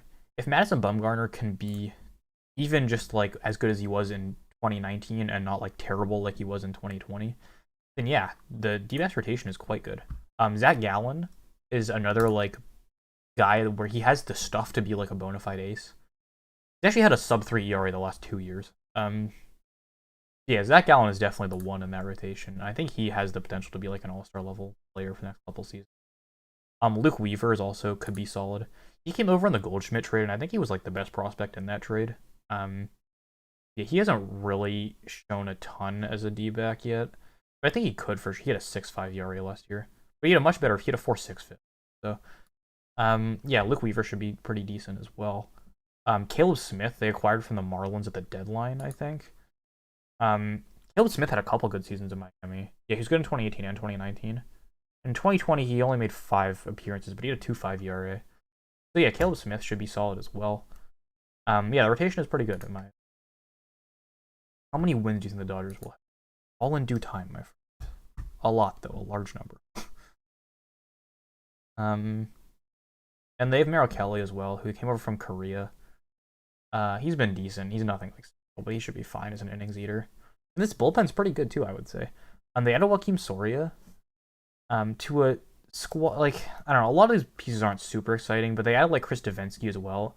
Like Yohan Lopez has the type of stuff to be like a closer. I saw him pitch a good amount in 2019, and I was like, this guy is fucking. This guy's gonna be the closer of the future for the D-backs. I guess it didn't really pan out last year, but I think he still has the stuff to be very good. They added Joakim Soria to that, and Soria has had like a very good career even recently. Like in the last several seasons, he had like a 3 ERA, even though he's 36 years old, about to be 37. I think their pitching staff on the whole is pretty solid. It's just the offense has a couple too many holes for my liking. Like Josh Rojas is their projected second baseman. He'll split time with Asdrubal Cabrera, and neither of those guys are that exciting. Varsho is not that exciting as an outfielder. As a catcher, his offense is pretty solid, but as a right fielder, I would say probably is not that good. So yeah, I think the D-backs are decent. I don't think they're good though. I think they're kind of in the same neighborhood, like right around C tier in this neighborhood between like the Angels and the Red Sox. I'll put them right behind the Brewers, I would say. Okay, let's talk about the Giants. San Francisco, another team in kind of the same boat as the Diamondbacks, where they have like a good amount of veterans on the roster that can help them be competitive. Maybe not competitive. They can help them be not bad, you know? They added Tommy La Stella in the offseason. He's projected to play kind of all over the infield, I think. I don't know. It's just, this is an old team. Almost, actually, 8 of the 9 players in their projected starting lineup are over 30, which is kind of funny. But like Mike Yastrzemski has shown in his career, even though he debuted as an older rookie, he's been very good in his 2 seasons. And he had a 159 WRC plus last year. Alex Dickerson also like super quietly was really good last year. Donovan Solano, he'll have very good average. I don't think his 126 WRC plus is sustainable. He'll put the bat on the ball. Let's see. Tommy La Stella, kind of similar guy. He'll put the ball in play a ton. He'll hit for a good average. He'll take a good amount of walks as well. Buster Posey's coming back, and I think Buster Posey will be their opening day catcher. I don't think Joey Bart is gonna start for them too much this year, but he'll be in the wings ready to contribute. And Buster Posey, even if he doesn't get it done with the bat too much, he still is a great defender behind the plate probably. And then like Longoria will be fine at third. Brandon Crawford will be fine at short. Yeah, the lineup has a ton of like veteran pieces that could be above average contributors. The starting rotation is a little bit less exciting. They brought back Kevin Gausman on the QO, I believe, and then added Anthony Desclafani in free agency. Both those guys are like good strikeout pitchers. Actually, Desclafani is more of like a control pitcher, I guess. The Gausman should strike a bunch of guys out. He should be quite good. Um, like Johnny Cueto is like another one of those older veterans from like the last era of the Giants. And he should be okay. I don't know. He doesn't really have great strikeout stuff anymore, but he'll pitch to a decent. Actually, maybe not. He's barely pitched in the last 3 years. He had 9 starts in 2018, 4 in 2019, 12 last year. And last year in 2019, he had a 5+ ERA. But I don't know. Cueto is kind of a question mark, I guess. He could be okay.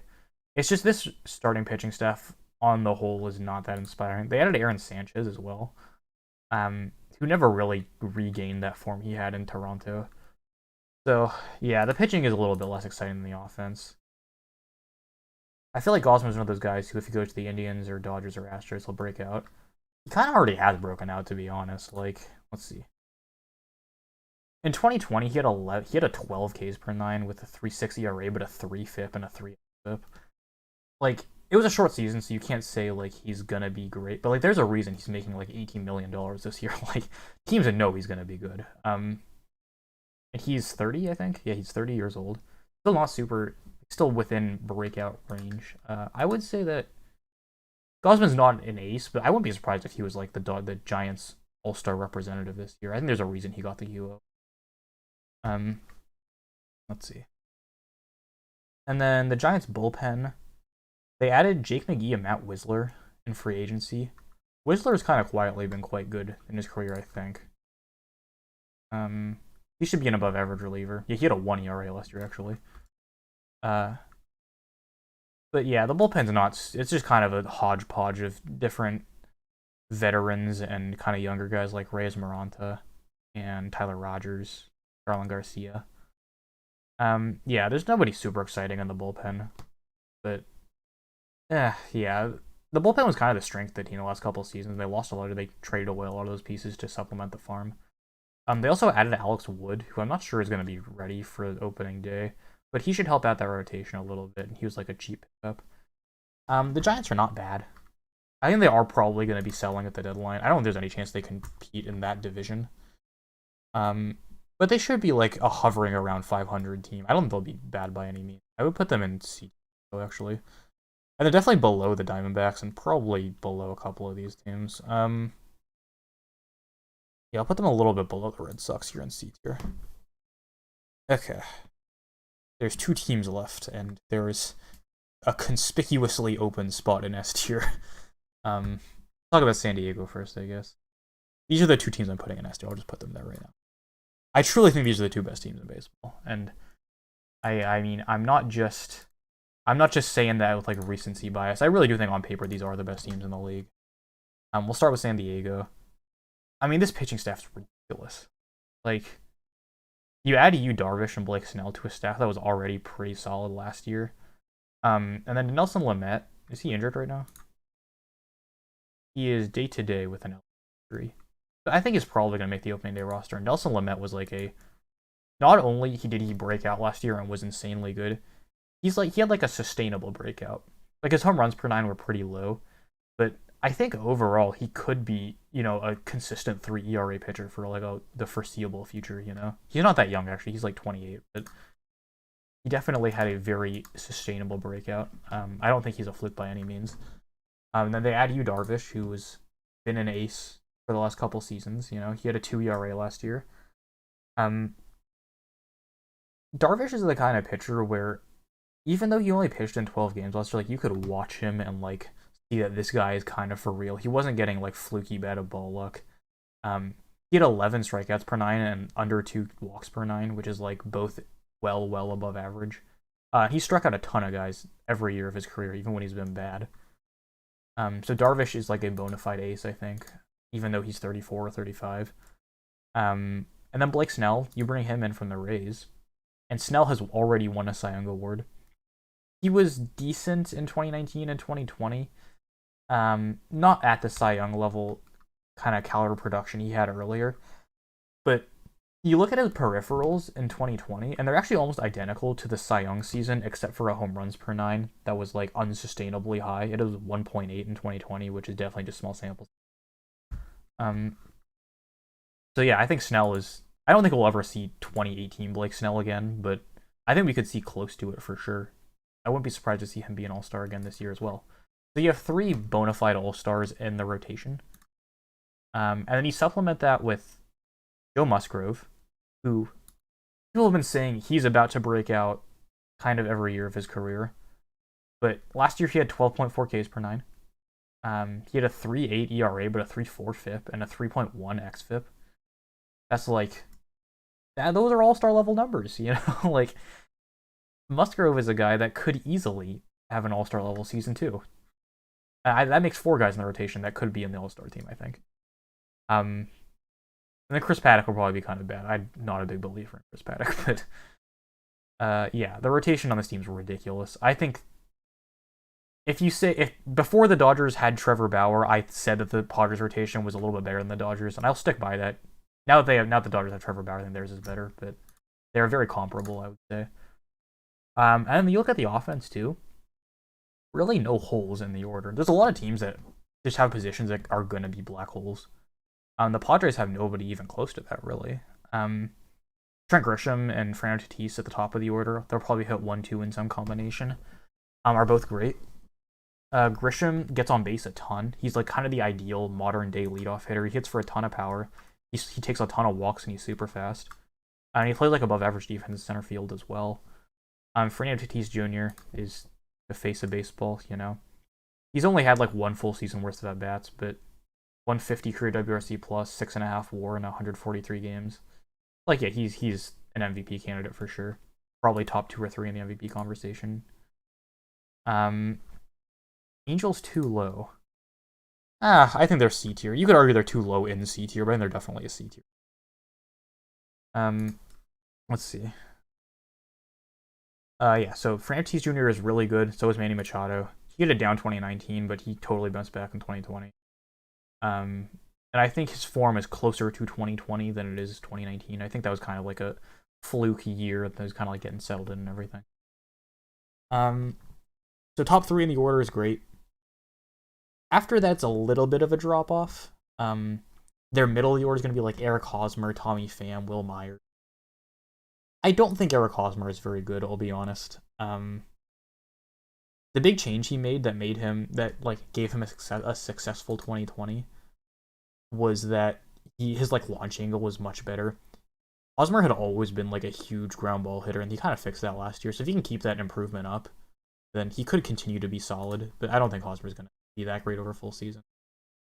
Kind of same with Will Myers. He just doesn't take enough walks, and he strikes out too often for my taste. He improved the strikeout rate a lot last year, actually. And he had a 154 WRC plus last year, but there's no chance he keeps that up. Well, Myers will be an above average hitter, but I don't think he'll, kind of keep up the 2020 form by any means. And then Tommy Pham. Tommy Pham's another like plate discipline type hitter. He should be decent, but I don't think he'll be great either. I think his best years are definitely behind him. He's 34 years. He's going to his age 33 season, and he just got stabbed. So I don't think I would expect a ton from Tommy Pham. He'll be good. I think he'll be above average as well. But kind of similar to Will Myers, I don't think we'll see the best seasons of their career from either of them.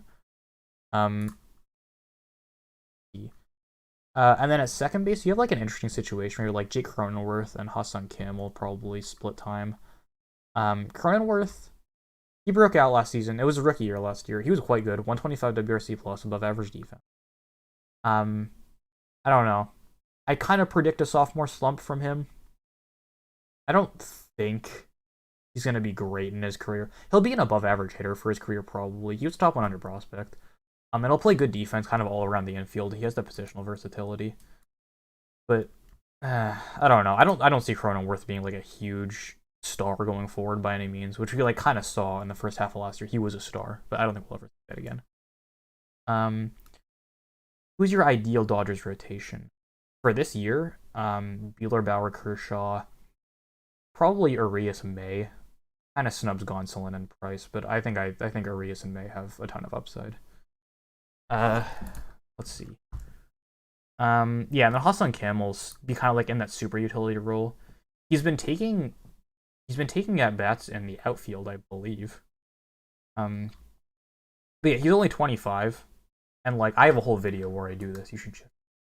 But if you compare his production at age 25 to like other KBO hitters that have come to America, his is like as good, if not better, than anybody else. When you like consider he plays shortstop, he's not gonna play shortstop for the Padres, obviously, but it's he definitely has the raw athleticism to be like a well above average player in the majors.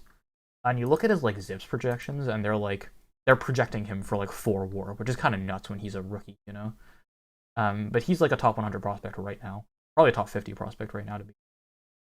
So yeah, he'll be solid as well. He'll contribute in like that super utility. I think he'll be an above hitter too. And then behind the plate, Victor Caratini slash Austin Nola. Is Nola injured right now? Nola is day to day with a finger injury. I don't know if he'll start opening day, but Austin Nola had a very good last couple seasons. I like him going forward. I don't think he'll be as good as he's been, but I think he'll be an above average hitter going forward. And Caratini is more like the. It's weird to say because I always thought of Caratini as more of like an offense first catcher, but he actually is a decent defender, at least in terms of like framing. And he was like Yu Darvish's personal catcher the last couple seasons, so he'll be more the defensive side of that kind of catcher situation. And then on the bench, you have Jurickson Profar as well, who's like another utility type guy that goes with Ha-Seong Kim. The Padres are kind of buying into this like super positionally flexible lineup, which I think is definitely like the way that the direction the game is going. So I think that'll definitely be a big help to them in the regular season, coming season. So yeah, their offense is crazy good. Their rotation is crazy good. Their bullpen is decent. I think Drew Pomeranz is definitely the real deal. Since turning into a reliever, he's been like one of the best relievers in baseball. And then I have Emilio Pagan as well, who's like, he had a bad 2020, but if I remember correctly, it was only like a couple of games he like totally blew up in, but outside of those games, he was pretty decent. And in 2019, he was like a top 20 range reliever in the entire league, so you know Pagan should be solid. And they added Mark Melancon and Keone Kela in free agency as well, who should both be quite good. Definitely at least serviceable middle to late inning relievers, you know. So they have like 5-6 guys that can go late in games, which is definitely what you need out of a bullpen. So yeah, the Padres really no weaknesses on the team. I think they're solidly an S tier. And you compare the Padres to like the Yankees and Braves, which are like the other teams you could maybe argue are S tier. And like the Yankees have the obvious hole of starting rotation, right? The rotation could be good, but it might not be. The Padres rotation will almost definitely be good, right? And the Braves have the whole of like their offense doesn't have a ton of depth, but the Padres offense is projected to have guys that'll be above average hitters top to bottom, right? And the Braves don't have that. So the big difference between the Dodgers and Padres, as opposed to the rest of the A tier teams, is that their team there's no holes on either of these teams. That's the big difference that I see. All right, might as well talk about the Dodgers now, I guess. I mean, they're gonna be good. It's not a. They just won the World Series and basically lost nobody in the lineup. And the rotation is gonna be basically the same, probably. And then they added Trevor Bauer, so they're good. I don't really know what to say. Like, obviously they're good. They just won the World Series. I think the Trevor Bauer pickup pretty much cements them as the team to be in the league. If they hadn't done that, you could argue that like the Padres, maybe like the Yankees and Braves and like some other teams are like kind of nipping at their heels. But yeah, I think the Dodgers are pretty clearly the best team in baseball. If I had to guess, I would say the Dodgers win about like 102 to 104 games. Whereas the Padres are winning more like in the neighborhood of like 96 to 98 games. They'll definitely be like competition to the top of the division. I really do think these are the two best teams in the league, at least the two most complete teams in the league. Like if you were betting on who makes the playoffs, I think the Dodgers and Padres are pretty much the safest bets you can make. Especially considering the rest of their division is not that great. But yeah, Dodgers and Padres at the top. I think we can kind of clean up this tier list a little bit. I think I have too many C tier teams and not enough D tier teams. So I'm going to move some teams down from C to D. And I'm open to suggestions for that in the chat. Let's see. I'm also open to moving some teams up from C to B or down from. But I do not like how I have this big curve here. Twins are a B team. Um, I can see how you think that. I just am a big believer in the Twins offense. I think people like kind of forgot that like, hey, they have Josh Donaldson on their team. Like he is a person that exists. I mean, he didn't play in the playoffs last year, so people might have like not remembered that. But Josh Donaldson is still like a great hitter. He still gets on base a ton and hits for a bunch of power. Um, yeah, I really like the Twins offense, to be honest. I think their pitching staff has a little bit of, after Maeda and Barrios definitely falls off, so you can definitely move them down from A to B. But I'm a big fan of their team. Um, Mets need to play a season before you can call them an 8. I kind of disagree, to be honest. Like, if you just look at the Mets lineup, it's so crazy. I would say the Mets have like the third or fourth best lineup in the entire league. Like, maybe even top 2 or 3. And it's projected to have like Jeff McNeil and JD Davis hitting 6th and 7th when they could both easily hit like in the top 2 or 3 of any team in the league. You know? I think the Mets are pretty solidly A tier. Normal distribution. Yeah, I gotta fucking even this out a little bit. Gotta go. Thank you, Mr. Donut Gamer, for tuning in. I appreciate it. Yeah, so I think the Mets actually are an A tier team. I don't think I want to move any of these teams from A into B. I could see moving teams down from C into D and maybe from B into C. I think I might as well just move the Mariners down and the Giants down to make for a better distribution. Yeah, I'm okay with moving the Giants and Mariners down to D tier. They're both teams that like really won't be terrible, but basically have no shot at making the playoffs. So like, in my eyes, like the C tier teams. Okay, we should phrase it like this: the C tier teams at least have a chance to make the playoffs. So if we go by that definition, then I think we can move like all of these teams down as well. Maybe not the Angels. We can move the Red Sox down for sure. Yeah. So if you go by like the definition of like definite World Series contenders and teams that will definitely make the playoffs, that's S tier. A tier is teams that like a lot has to go wrong for them to miss the playoffs, I would say. And I guess the Mets kind of don't abide, but by that definition, the Mets are more B tier. Maybe we can move them down, but I like the Mets a lot. I think I keep them A tier. And then B tier teams are teams that are like going to be in the playoff race most of the year. C tier will be teams that like stuff has to go right for them to make the playoffs. And then D and F are like teams that are not going to make the playoffs. So if you go by those definitions, and I like this distribution a little more. Are there any like minute rankings that I want to change? Like, are there any teams that are definitely better than the teams that they are currently behind that I'm like badly missing? Let's see. I don't know. Do I really think the Yankees are the third best team in the league? They were the first team I graded, and I was like, yeah, I'm not that high on the Yankees, and they just ended up being the third best team.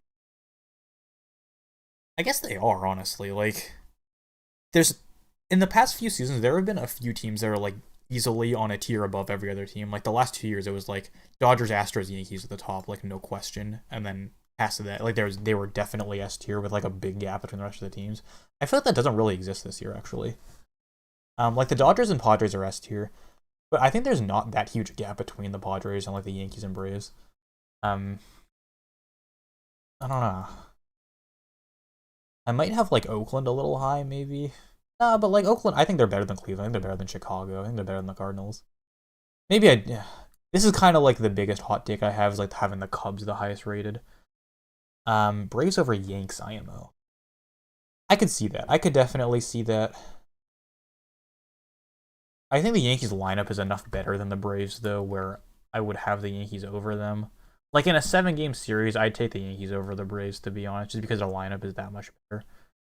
Of course, you know, Judge and Stanton always have injury concerns, and like Gary Sanchez might just disappear for a season, and like Gleyber Torres is still like he had like one good season, has been like he had 2 good seasons, I guess, and was like not that great last year. These have a chance at wild card. B team should be expecting with the playoffs. Cleveland isn't on track to make the.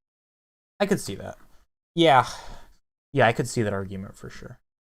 It's just that I think Cleveland is more not on track to make the playoffs because their division is worse, or because their division is better than the NL Central. So if we're going strictly like by how many wins is this team gonna have, I like this, but I think that Cleveland has a much worse chance of making the playoffs than the Cubs or Cardinals. That's definitely true. So if we go by that logic, then Cleveland would definitely move to C-tier, but I don't know. I didn't realize like how tight the AL is this year, actually. Like, all 1, 2, 3, 4, 5, 6, 7, sort of 8 of these teams are competing for 5 playoff spots. And I could see any of these 7.5 teams making the playoffs for sure. Like, I don't know. The AL is pretty tight at the top. But yeah, if we go by that logic, we come to Cleveland down for sure. But again, I'm a big believer in like Aaron Savali and like just in general the Cleveland pitching staff being able to just develop great pitchers out of nowhere, you know? Like Savali came out of nowhere. Zach Plesac came basically out of nowhere, I think. They have like Cal Quantrill and Adam Plutko who have been like decent in limited time and could continue to get better. I think Cleveland kind of just like poops out good starters, so I think I'm inclined to keep them in B tier. What if the Cubs trade Rizzo? Would they drop 1 or 2 tiers? Yeah, they would drop into C tier if they traded Rizzo, but I don't think that's likely to happen unless they like really suck at the start of the year and like have to trade him at the deadline. Rizzo in my mind is like the face of the franchise. I don't know if you even can trade him. I guess they traded Yu Darvish, so they could trade anyone. Yeah, I think I'm okay finalizing this.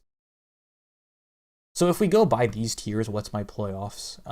So in the AL, it's the Yankees winning the East, White Sox winning a tight Central, and the Astros winning the West. And then our wildcard teams are the Twins and the Rays, with the Blue Jays and A's just missing. I'd say the Blue Jays and A's are very close behind these two teams, and there's kind of a gap between the A's and the Twins. Yeah, I'm okay with that. So our 5 playoff teams in the AL are the Yankees, Twins, White Sox, Rays, and Astros. Then in the NL, it would be the Dodgers winning the West, the Braves winning the East, and then the Cubs winning the Central. Am I okay with that? I don't know. The Cubs winning the Central kind of requires a lot to go right. We're like, out of Bryant, Baez, and Rizzo, all 3 of them have to like go back to their old form, which is not like guaranteed to happen. I don't know. All the teams in the Central are like so uninspiring though. Like, I kind of just want to show you how, like, the Cardinals are probably the front runners in that division, right? You ask most experts, and they would say the Cardinals are probably going to win that division. But I don't know. Can a team with Paul DeJong hitting cleanup and Yadier Molina at 38 hitting 5th, can they win a division? Is the division that bad where that can happen? Like, maybe I'm just in denial, but I don't know. IMO Blue Jays are better than Rays. I could see that for sure. I would say on paper the Blue Jays offense is definitely better than the Rays, but the Rays pitching is definitely better than the Blue Jays, and the Rays have more proven talent. They're close though for sure.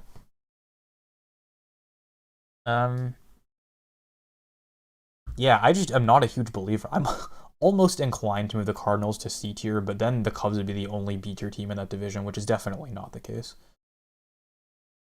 You could argue to move all of these teams into C tier, which would be kind of funny. We just do like this. And then just for comedic effect, we can do like this.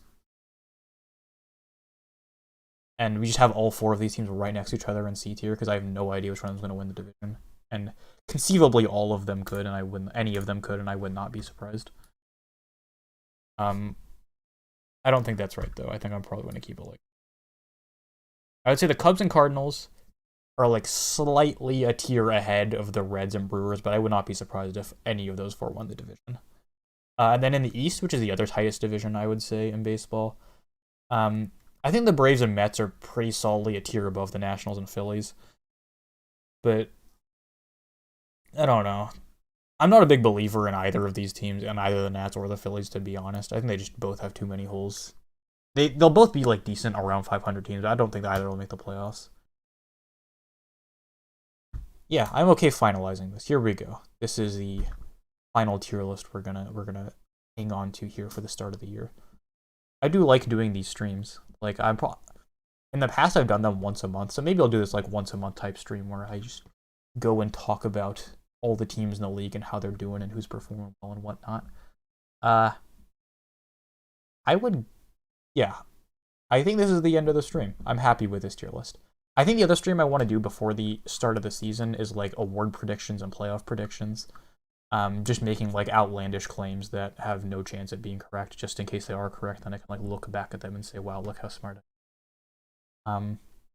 But yeah, I think that's gonna be it for today. I appreciate all of you for sticking around. We streamed for like almost 2 hours.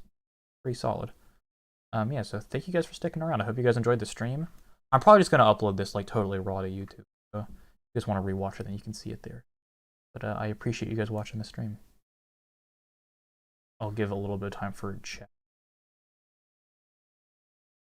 Yeah, we had like 25 plus viewers for most of it, which is like pretty solid. That's like more viewers than I expected, so that's cool. Peak 28, yeah. Thank you guys for tuning in. I appreciate all of you. And I will catch you guys next time. Have a good one, everybody.